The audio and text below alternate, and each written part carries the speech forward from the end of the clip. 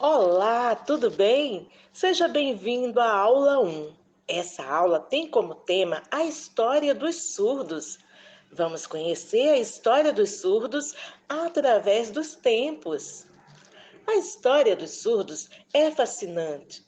Entre exclusões, conquistas, retrocessos e reconquistas, percorreu-se um longo caminho para chegar à condição de hoje, com direitos assegurados e língua de sinais reconhecida.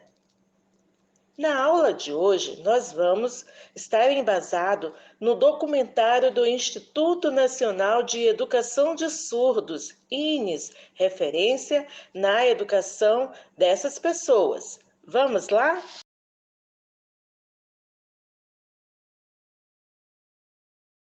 Hoje eu faço uma longa viagem no tempo para relembrar a história da vida dos surdos.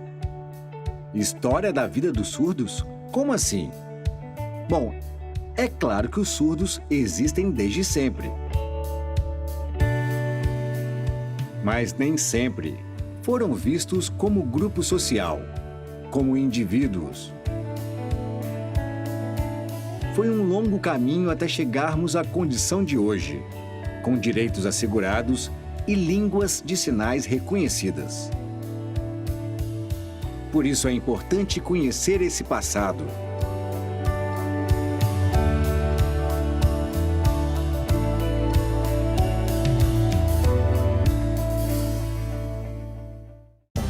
No Antigo Egito, reza a lenda que os surdos eram adorados, considerados mediadores entre os deuses e os faraós. Porém, em outras partes do mundo, a história foi cruel com eles.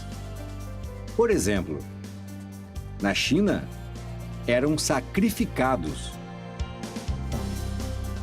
Na Grécia Antiga, por volta de 3.000 anos atrás, o tratamento também era duro. O filósofo Aristóteles acreditava que a linguagem era a condição que nos tornava humanos. E como para ele, os surdos não tinham uma linguagem, então não poderiam ser considerados humanos.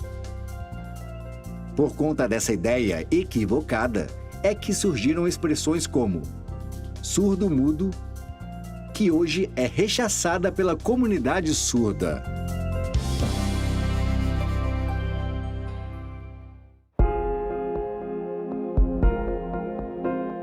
Os romanos pensavam bem parecido.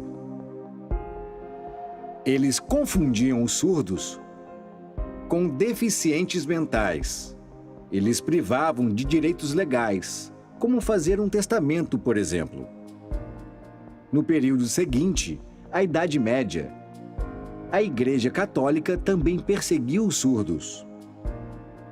Dizia que suas almas não podiam ser imortais, já que eles não eram capazes de pronunciar oralmente seus sacramentos.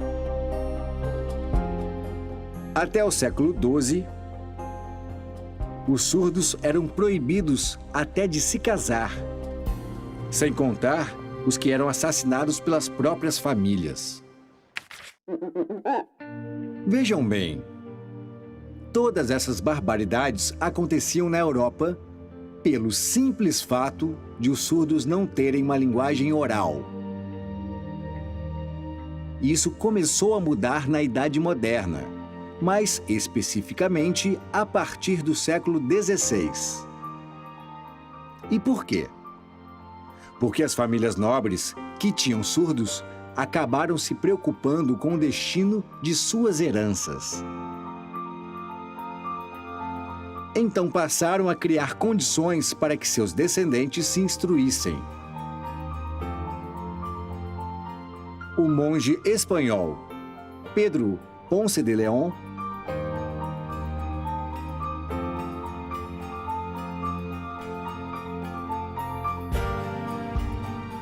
sinal Ponce de León é considerado o primeiro professor de surdos do mundo. Seu foco era na oralização. Sinal, oralização. Além do ensino da leitura, escrita e filosofia.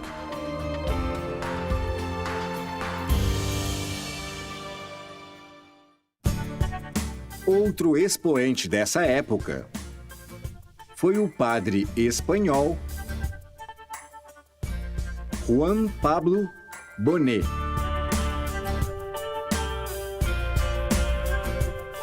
Sinal, Bonet,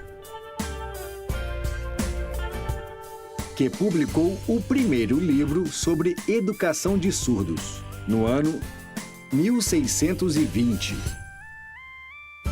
Nele, aparecem informações sobre um alfabeto manual, língua de sinais e manipulação dos órgãos fonoarticulatórios.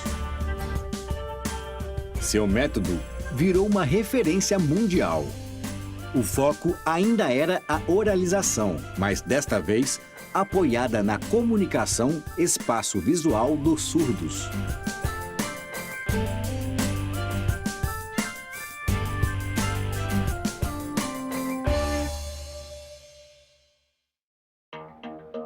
Mas foi apenas no século XVIII, com o trabalho do abade francês Charles-Michel Delepé,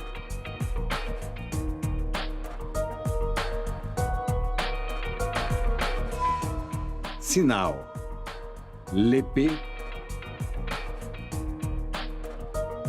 que a língua de sinais ganhou realmente força. Ele foi o primeiro educador a reconhecer que os surdos têm uma língua e que não precisam aprender um idioma oral para desenvolver uma linguagem. Além disso, ele criou o primeiro Instituto de Educação de Surdos do mundo, o atual Instituto Nacional de Jovens Surdos de Paris, sinal Instituto Nacional de Jovens Surdos de Paris. Em 1760. Graças a ele, a oralização deixou de ser o foco principal.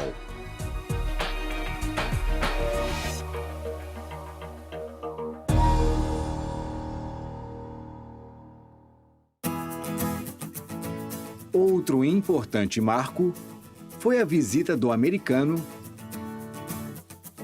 Thomas Gallaudet. Sinal, Thomas Gallaudet. Em 1816, ao Instituto de Paris. Ele fez um estágio por lá, onde conheceu Laurent Clerc. Sinal, Laurent Clerc. Os dois foram para os Estados Unidos e fundaram a primeira escola de surdos de lá, a Hertford School. Foi inaugurada em 1817 e a língua de sinais francesa, aprendida por Gallaudet em Paris, foi adaptada ao inglês, de modo que nasceu a ASL. Em 1864, o filho de Gallaudet, Edward, sinal Edward Gallaudet, fundou a Universidade Gallaudet. Sinal, Universidade Gallaudet.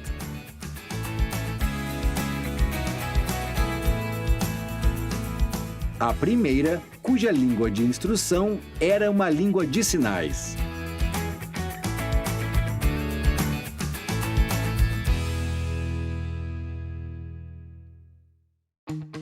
Pouco tempo depois, em 1857, foi inaugurado o Instituto Imperial de Surdos Mudos, que deu origem ao que é hoje o Instituto Nacional de Educação de Surdos, sinal INES. Foi fundado por Dom Pedro II, que tinha um neto surdo, e pelo padre surdo francês, UE, sinal UE. Era um internato que recebia surdos do Brasil inteiro e teve forte influência da LSF, além dos sinais em uso no nosso país. O INES implementou também a formação de professores de surdos por aqui.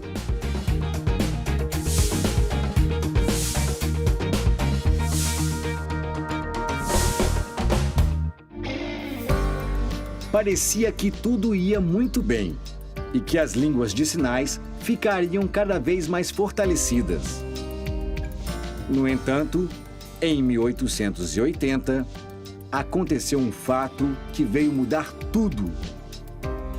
O famoso Congresso de Milão, que reuniu especialistas em educação de surdos de todo o mundo. Após o congresso, ficou definido que a oralização seria o único método de ensino aos surdos. Um total retrocesso.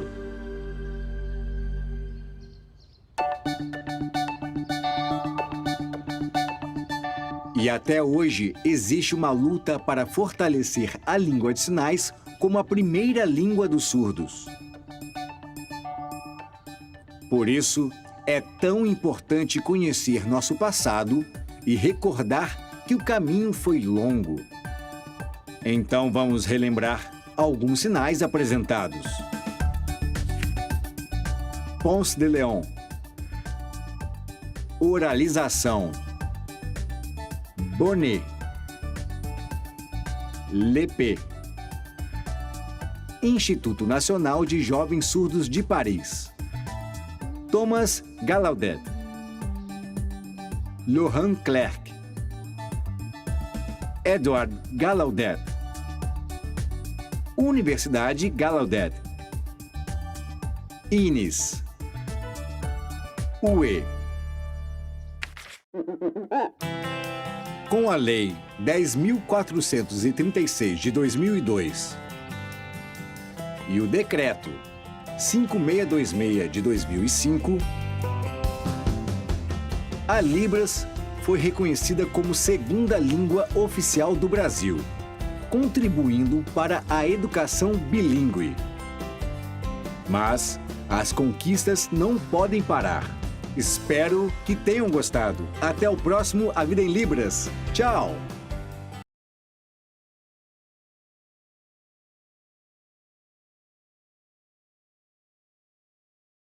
Durante essa trajetória histórica de luta, muita coisa aconteceu e ainda está acontecendo. O movimento surdo não parou. Ele continua reivindicando os direitos básicos do cidadão surdo. Em 2015, os surdos passaram a ter acesso garantido aos cursos e exames da Carteira Nacional de Habilitação.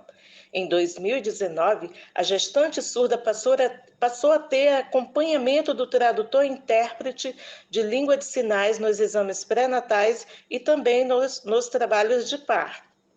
2021 foi sancionada a Lei 14.191, que insere a educação bilíngue dos surdos na Lei de Diretrizes e Bases da Educação Nacional, como modalidade de ensino independente da modalidade de educação especial. Chegamos ao final de mais uma aula. Para complementar seus estudos, leia o livro-texto e os materiais complementares. Até mais!